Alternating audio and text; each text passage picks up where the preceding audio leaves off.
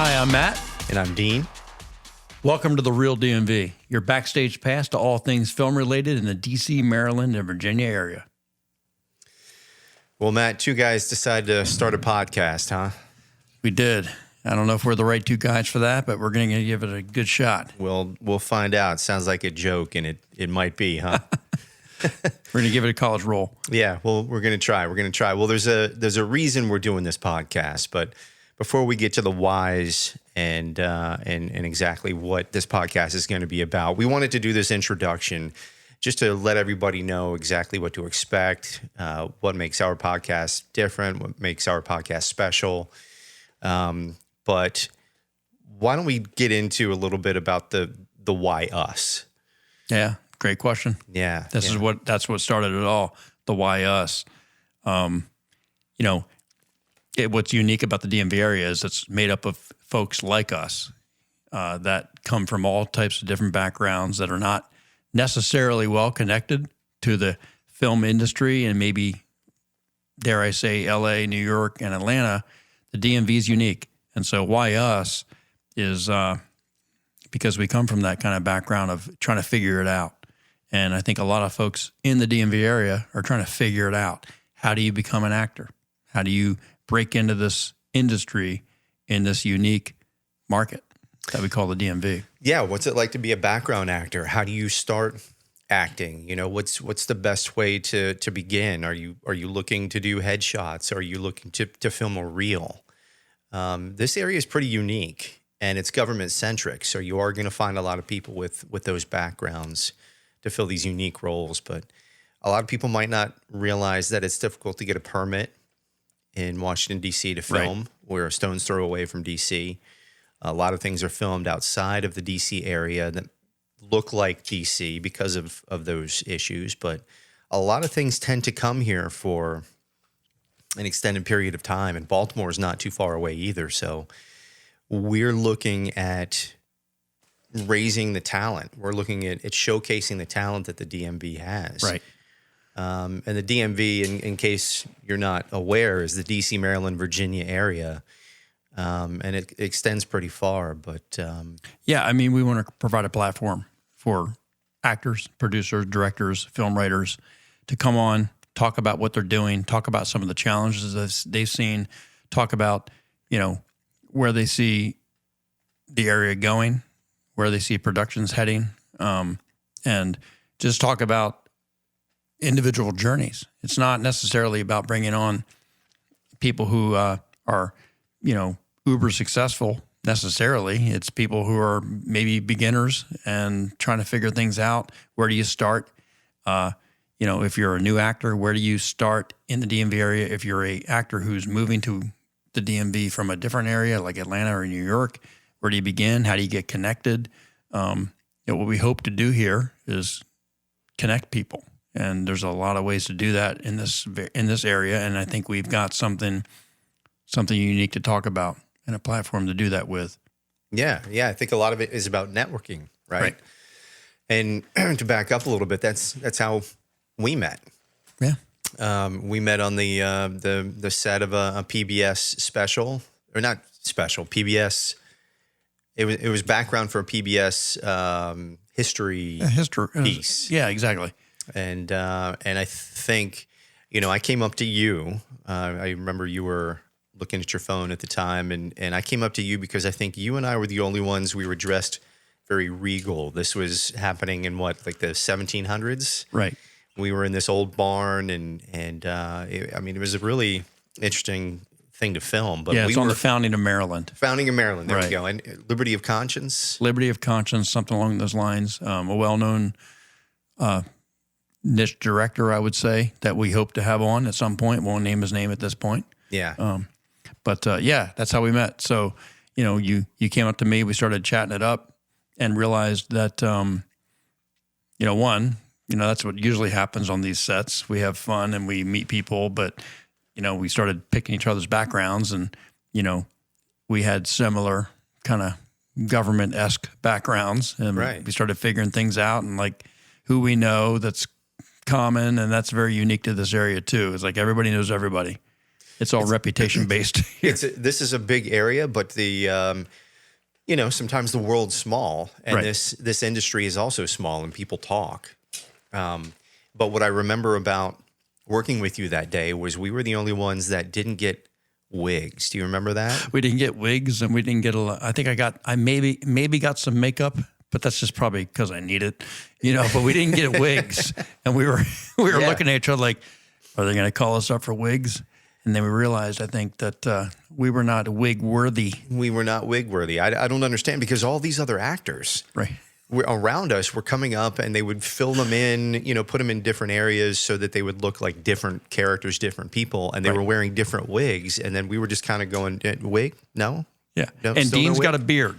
And so the other thing that was yeah. funny was that they wanted you clean shaven, and I Right. normally don't have a beard, and they wanted me to have a beard. So No whatever rhyme that or was reason. about, But what's interesting about that, and we'll get into, we have filmed some content. So we get into the idea that, how do you become a background actor? What happens as a background actor on sets? But sometimes there is no rhyme or reason to, they're looking at your headshot, That's first right. of all. And they go, we want this guy to shave, or we want this guy to have a beard. And none of it, I think we found out on the day, none of it had anything to do with anything. Nothing. They asked us to do it. We did it, but it didn't matter in the grand scheme of things. And we had fun. We had fun, and that's just how it works. That's right. And it spawned this. Right. Because, at some point, I don't think it was that day, but maybe afterward, I said, hey, I've got a bit of a harebrained idea. What do you think about a podcast that centers on what we just experienced in this DMV area as actors? And I think you said, yeah, I don't know if there's anything like that. No, I mean, I looked into that. First of all, I appreciate you even having me with you on this journey, because I think it's an important thing. I kind of learned everything on my own. I didn't really have a mentor until later, and everybody's on their own individual journey, and nobody's better than anybody else. So Not so fast. Well, no, you're right. well, you're a little bit better than me. No. I got to be honest with you. Maybe a tad bit.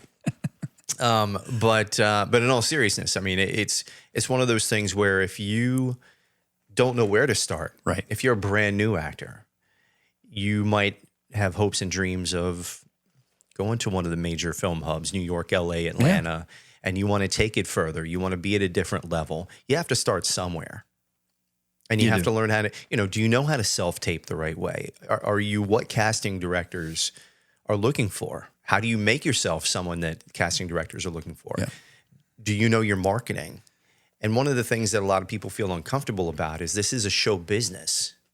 So you have to learn about the business. Yeah. And in this area, there's a certain amount of imposter syndrome I think people take on. Yeah. I know I do. Yeah, me too. Coming from a government background, this is all very new to me.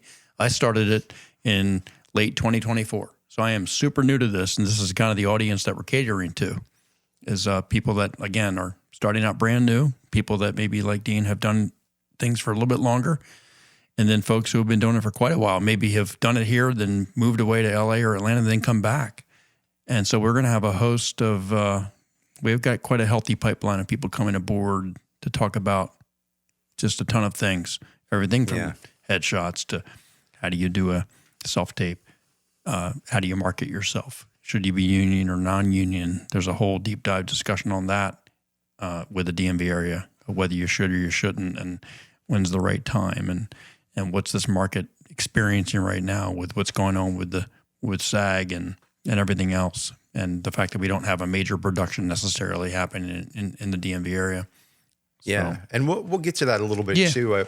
We're both members of the Virginia Production Alliance, and the hot topic right now, or the House bill and Senate bill that deals with the tax incentives to bring film here to Virginia. Can we be competitive? I think we can.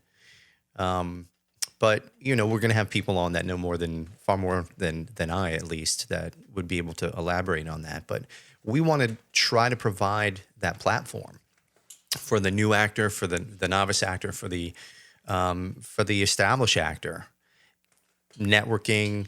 Do you need an agent? Do you need a manager? Do you know the difference between both of those?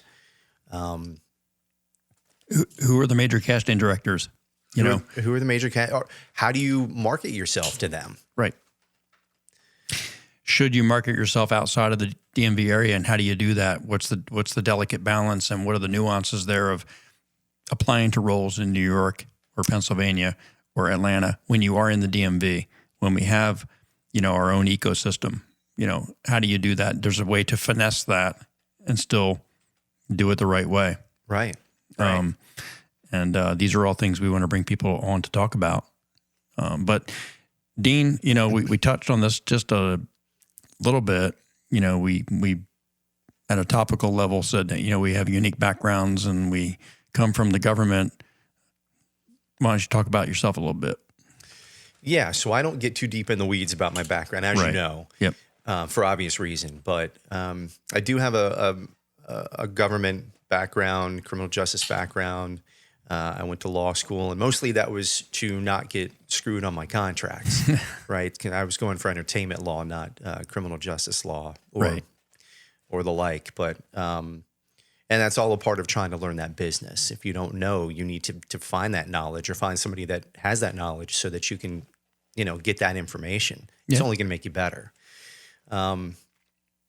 But yeah, for about 20 years now, I've been in a service-related role, and it's created a really unique. I'm a creative. My role is not so creative in my personal life, and you're going to meet a lot of people that, because this is a government-centric area, have the day job. That's another thing about the DMV. A lot of people have day jobs, and they don't do this full time. Right. And it's fine if you do it full time. That's great. I'd love to do that. But it's not always possible. So you're going to meet a lot of people in this area because, the government's right up the road that have those backgrounds. And it's pretty unique. And that's what brought us together as well. But yeah. You're also in a band. I am. And that's a whole other topic. Right. But you have a creative side is what I'm getting at. Oh, yeah. And you're feeding that beast. Well, that brings up another thing, though. That brings up the networking aspect. So in the music side of things, I don't feel, and maybe it's just me in this area, but I don't feel like the music scene around here is as close-knit as the acting community. Everyone I've met, 99.9% of people that I've met have been really accommodating. They've been really cool to talk to, always helpful. As a matter of fact, we knew each other at the time, but even still, we went out for the same part. Right. In a recent project that's getting ready to film. That's right. And when you told me about that, we both applied independently. But when we found out about it, neither of us were in competition. That's right. We were helping each other out. Hey, maybe you should do this. Maybe try to do that. Here's a little something about the director that, he told me about that might inform your choice. Yeah. I never got the sense you were trying to set me up for failure. And in fact, not at in all. the end, again, as a testament to how tight this community is in the DMV and how things work out when you take care of one another, we both ended up with roles in that series. In that production, yeah. And so, we're exciting. The outcome was great. Yeah. Yeah. So I think that's what you learn a lot because I know that you also talked with a lot of people before we even met. Right. About different websites. You go on these social media groups. We'll get into what social media groups are available to help you, what YouTube channels are out there that can help you. And by the way, this would probably be a good time to say if you find this helpful at all, subscribe to this channel. We only hope to grow it, and we know it's coming. So we're pretty excited about it. And if you want to be a guest on the show, we have links to that as well. But yeah, I mean, these are things that, people were giving you information, right, inspiring you. And then we met and all this happened. I mean, the ramp for me was logarithmic in this particular market. I mean, my background, I was a U.S. Marine for 25 years active duty. I retired from that in 2014. And then I went to go work in the IT field for 2 household name companies for about 10 years. And now I'm doing this, and I'm loving every bit of it. And it's, I say that I'm in the third act of my life, Right. and I'm doing something completely different. My friends who are all Marines, and for the most part, they're looking at me and they're going like, "What are you doing?" And on the one hand, they're like, "That's awesome. I love that you're doing that." And then on the other hand, they're like, "Why are you doing that?" And I'm like, "Listen, guys, I've been pretending to be an IT guy for the last 10 years. So I think I can pull this off." I think I've been acting all this time anyway. Yeah. So, but back to how quickly things ramped for me. I mean, I jumped into this feet first back in September of 2024. That's how new I am to this. And I have not done a lot of things, but I've been lucky, and I've, done some, small industrial commercials. I've done some local commercials. I've been in a couple shorts. You did a movie? I just did a movie. I was in a true crime episode on network TV. Came out, like 2 days ago? Just came out 2 days ago. So, that's how quickly things happen. But those things happen because of how tight this community is. It didn't happen just because of me, because my talent is like down here right now. I'm trying to level up. You're your own worst critic. Well, my point, I think, is that, the people that I met on set, on the few sets that I've been on, everybody has been like, "Hey, you need to get on this social site. You need to do this. Talk to this person. Have you met this guy? Have you talked?" So there's just this community of, how can I help? Because, you're either going to fit a role or you're not. And you're not necessarily going to be competing with someone who doesn't fit your mold, you know? Right. So they're all about helping you. So, and is what I've seen so far, at least. Oh, absolutely. So. And to piggyback on what you were saying earlier about your Marine friends, going, what are you doing? This whole acting thing, I can only think of Rob Riggle. Oh yeah.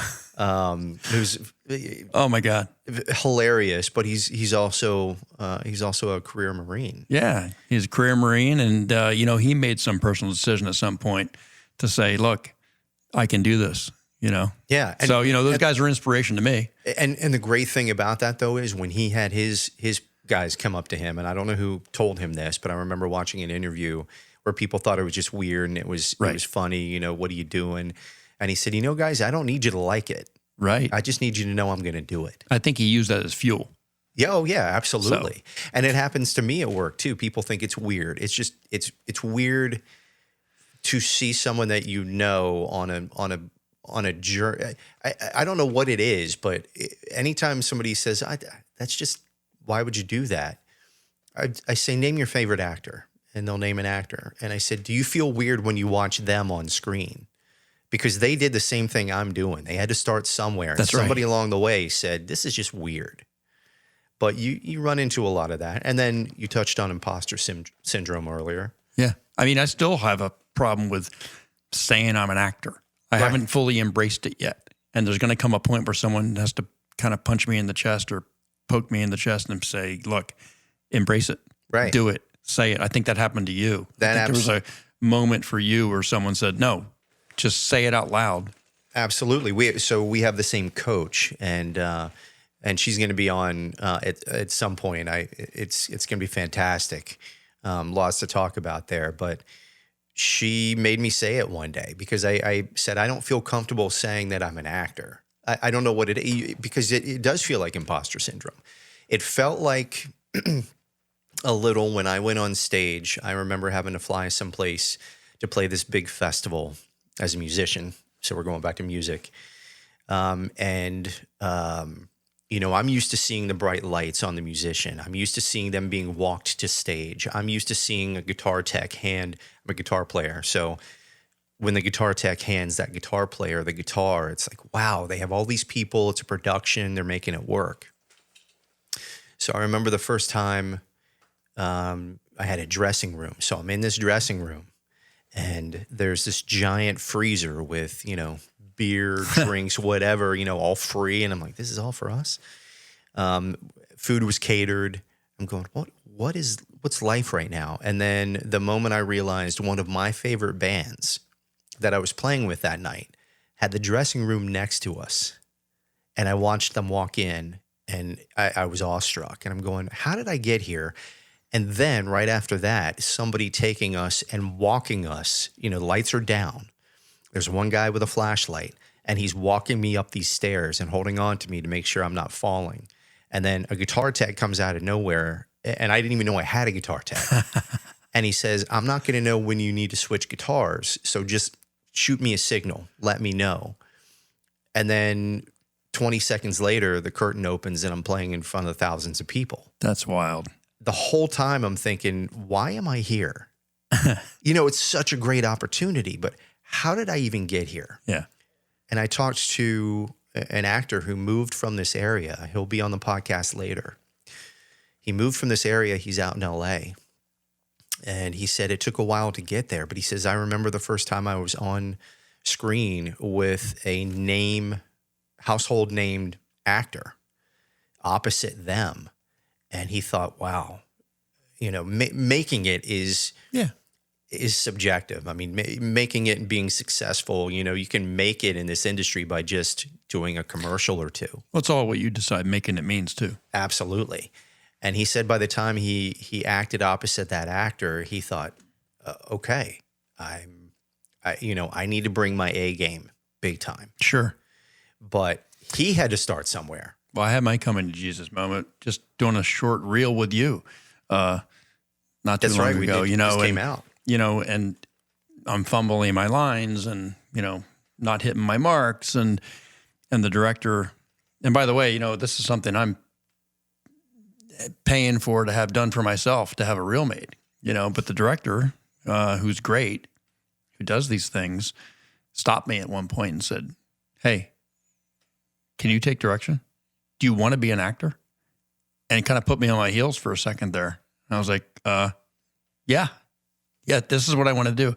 And I don't think she was convinced. So I said, no, I want to be an actor. This is what I'm here to do. And she said, okay, rock on. Let's start again. So, I had my little moment. And the same director, by the way, I'll just go ahead and name drop them because they're going to be on the show. Oh, yeah. Shout out to Reel and JCL Productions. Fantastic in Manassas, Virginia for reels. I mean, just high production value, fantastic. Yeah. But that happened to me a few years back when I first started with them. And, you're going to hear this if you're an actor anywhere. You're going to hear somebody else say, well, my character wouldn't do that. Right. Right. And I said that. I remember the first and only time I said that was on their set.